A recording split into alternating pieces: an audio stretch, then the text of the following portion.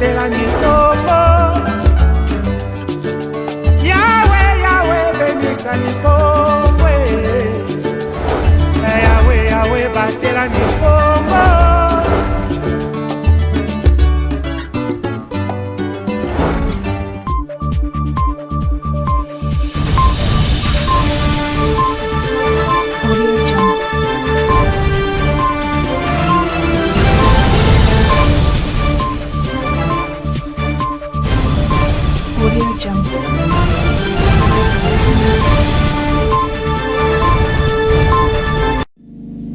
C'est l'heure des infos, messieurs et dames. Bienvenue à ce journal réalisé par Clovis Solo. Un accident de circulation routière s'est produit le mercredi 11 décembre 2024 à Matadi. C'était donc à la hauteur du pont Matadi, ex-pont Maréchal. Reg Elengesa nous en dit plus.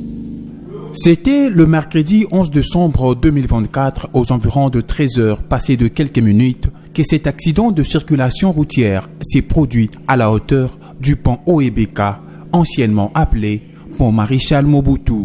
Il s'agit d'une collision entre un véhicule et une moto. À en croire le témoin de cet événement, ces camions bennes de marque Benz de la société Ecotrans en provenance du bas-fleuve transportant des caillasses dont le chauffeur a pris fuite était sur sa bande normale de circulation lorsque le conducteur de cette moto neuve en rodage cherchait à s'échapper d'une embuscade sur son aile est venu le rencontrer. Ici est de noter que, outre le dégât matériel enregistré lors de cette collision, de pertes en vue humaine ont été également enregistrées. Sur place, le conducteur de la moto et un parmi ses deux passagers ont rendu l'âme, tandis que l'autre a été légèrement touché par cette tragédie. Selon les agents de la police de circulation routière rencontrés sur place qui se sont exprimés hors caméra, le non-respect du code de la route est à la base de plusieurs cas d'accidents enregistrés au Congo central. Changeons complètement de chapitre. La couverture santé universelle dans son volet gratuité de la maternité vient de totaliser une année depuis son implémentation dans la province du Congo central. Le chef des divisions a fait l'état des lieux. Fallon Kenge nous en dit plus. Lancé le 5 septembre 2023 à Kinshasa par le chef de l'État dans le cadre de la mise en œuvre de la couverture santé universelle, la gratuité de la maternité et de la prise en charge des nouveau-nés a totalisé une année en République démocratique du Congo. Le Conseil national de la couverture santé universelle a célébré cet anniversaire le 10 décembre dernier à Kinshasa. Mise en œuvre il y a peu au Congo central, le chef de division provinciale de la santé Nestor Chitekou a fixé l'opinion sur l'évolution de ces programmes en province. Le programme évolue bien. Le lancement officiel jusque-là n'a pas eu lieu. Vu que le programme traînait à venir, nous avons eu le goût au niveau national. Ce programme a été lancé depuis le mois d'août de cette année et cette gratuité concerne la femme enceinte. Dès que la femme tombe enceinte, tout ce qu'elle suit aux structures sanitaires comme consultation prénatale, son accouchement et aussi le nouveau-né qui va naître la période après accouchement. Docteur Nestor Chitekou, chef de division provinciale de la santé au Congo central, a par ailleurs fait mention aux quelques obstacles qui entravent le plein épanouissement de ces programmes.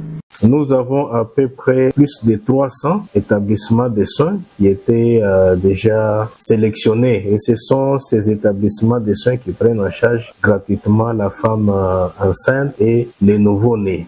Certes, les difficultés ne peuvent pas manquer, étant donné qu'on est encore au début. Les paiements avaient un peu traîné, ce qui a fait que ce qui avait été donné aux structures dans un premier temps, ça avait posé des petites difficultés parce qu'à un certain moment, les médicaments ne se retrouvaient presque pas dans les établissements de soins. Dieu merci, les structures ont été payées récemment avec un rappel et c'est ce qui fait que ça redonne un peu la vie à nos structures. L'appel a été lancé aux prestataires pour la réussite de ces programmes. Il fallait qu'au niveau provincial, qu'il y ait la réunion de coordination qui devrait se tenir une fois le mois. Il y a déjà des stratégies qui sont mises en place sous les prestataires. Ici, nous leur disons qu'ils puissent s'approprier de ces programmes qui sauvent les vies. L'État congolais a déjà pris cette décision. C'est à nous de prendre les leads. Notons que l'objectif de ces programmes est de lutter contre la morbidité maternelle au pays.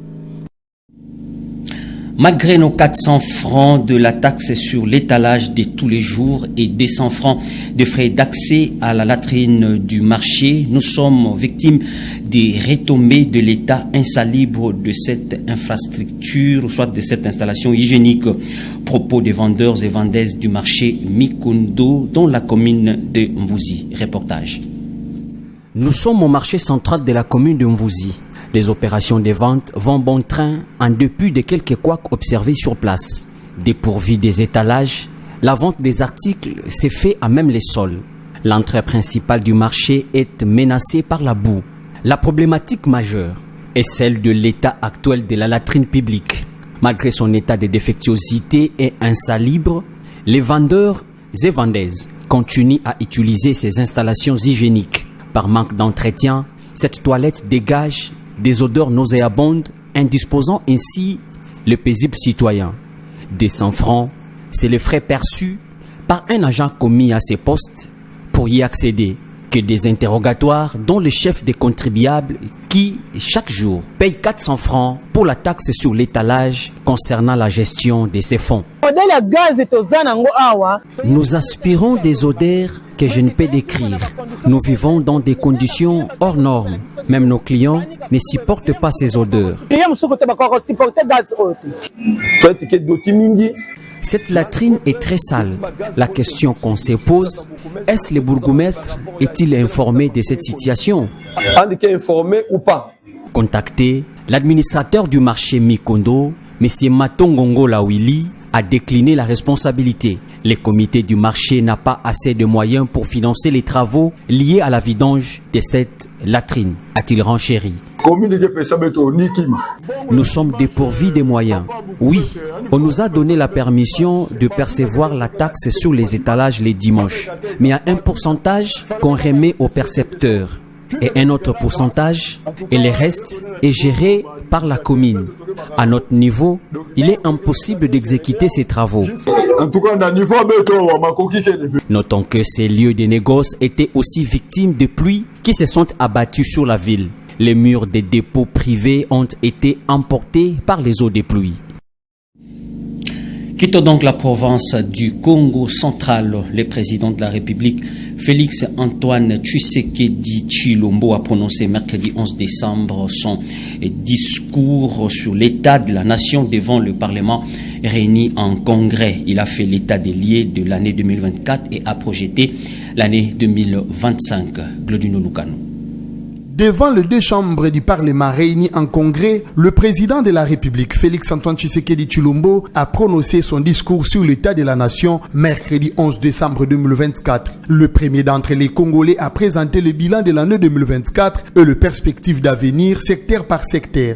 Le chef de l'État a mis un accent particulier sur les progrès significatifs à la fonction publique. Je tiens à exprimer ma satisfaction pour les avancées réalisées depuis le début de mon premier mandat dans le domaine de l'administration et de la fonction publique. Dans le secteur des infrastructures, Félix Tshisekedi promet le réaménagement des routes et des dessertes agricoles en 2025 sur toute l'étendue du territoire national. Pour l'année 2025, avec le gouvernement, je m'engage à réhabiliter 38 000 km de routes de desserte agricole. Au niveau de l'économie, le président de la République est revenu sur la dépréciation de la monnaie nationale. Le franc congolais a également subi une dépréciation de 4,2% par rapport au dollar américain depuis la fin décembre 2023, renchérissant les coûts des biens importés et accentuant ainsi la pression inflationniste. Néanmoins, grâce à une gestion rigoureuse de nos finances publiques et à une étroite coordination entre le gouvernement et la Banque centrale du Congo, nous avons stabilisé le taux de change. Ensuite, le premier citoyen congolais a manifesté son vœu pour la 1e fois sur la révision ou le changement de la Constitution. Il est temps d'engager une réflexion nationale sur une réforme constitutionnelle afin d'éliminer les failles qui ralentissent le fonctionnement de notre appareil étatique. Outre le membre de l'exécutif national, 420 députés sur les 500 que compte la Chambre basse du Parlement et 90 sénateurs sur les 108 ont pris part à cette allocution du chef de l'État. Et enfin, dans l'actualité continentale en Tunisie, depuis l'arrivée au pouvoir du président Kaïs en 2019, certaines libertés connaissent un recul. Des opposants politiques, mais aussi des journalistes et des avocats ont été arrêtés. Les voix semblent être réduites au silence. État des lieux avec nos confrères de la TV5 Monde. Ils mettent la dernière touche au rapport mensuel publié au nom du syndicat national des journalistes tunisiens. En cette année 2024, 58 d'entre eux ont été interdits de travailler. 37 font face à des poursuites judiciaires, parmi lesquelles 15 au nom du décret-loi 54 dont le syndicat demande le retrait. Sur la base de tout travail journalistique, un journaliste pourrait être emprisonné en vertu de ce décret. Ce décret se contredit avec tout un chapitre dans la Constitution et surtout il est en contradiction avec le décret 115. Ce décret, c'est pour nous, c'est le décret de la Révolution, le décret qui régit la liberté de la presse en Tunisie et de l'expression d'une façon générale. Le décret-loi 54 est signé par le président Kaïs Saïed le 13 septembre 2022. Il vise à lutter contre les fausses informations et rumeurs sur Internet en Tunisie et prévoit à son article 24 5 ans d'emprisonnement et 50 000 dinars d'amende, plus de 15 000 euros, à quiconque utilise des systèmes et réseaux d'information et de communication en vue de produire, répandre, diffuser, envoyer ou rédiger de fausses nouvelles dans le but de porter atteinte aux droits d'autrui ou porter préjudice à la sûreté publique ou à la défense nationale ou de semer la terreur parmi la population. C'est à ce titre également que l'avocate et chroniqueuse Sonia Damani a été condamnée à 2 ans de prison fin octobre. En mai, son arrestation a lieu devant des caméras de télévision. Alors qu'elle s'est réfugiée au siège de l'Ordre des avocats à Tunis, des policiers masqués l'exfiltrent. Maître Abou est l'un de ses conseils. Il défend également le journaliste Mohamed Bougaleb, lui aussi derrière les barreaux. Il est l'une des rares voix critiques à oser encore s'exprimer. Le régime tente maintenant d'intimider tous les journalistes, tous les voix libres. Le premier but pour lui, c'est d'intimider tous les gens, essentiellement les journalistes, mais pas seulement les journalistes, tous ceux qui s'expriment. Les masses médias maintenant sont fermés devant les opposants. On ne nous appelle plus dans les plateaux, etc., contrairement à ce qui s'est passé après la Révolution. Et les journalistes, bien évidemment, la majorité d'eux commencent à avoir peur et c'est pour ça qu'ils font de l'autocensure maintenant. Le recul des libertés, de la presse, d'expression inquiète nombre de Tunisiens qui manifestent régulièrement leur solidarité avec leurs compatriotes, journalistes, avocats, militants de la société civile, qu'ils considèrent comme persécutés par les autorités. Nous avons plusieurs fois tenté de joindre le gouvernement tunisien pour recueillir sa réaction, sans succès. Fin de cette édition du journal. Messieurs et dames, merci pour vous de l'avoir suivi. Au revoir.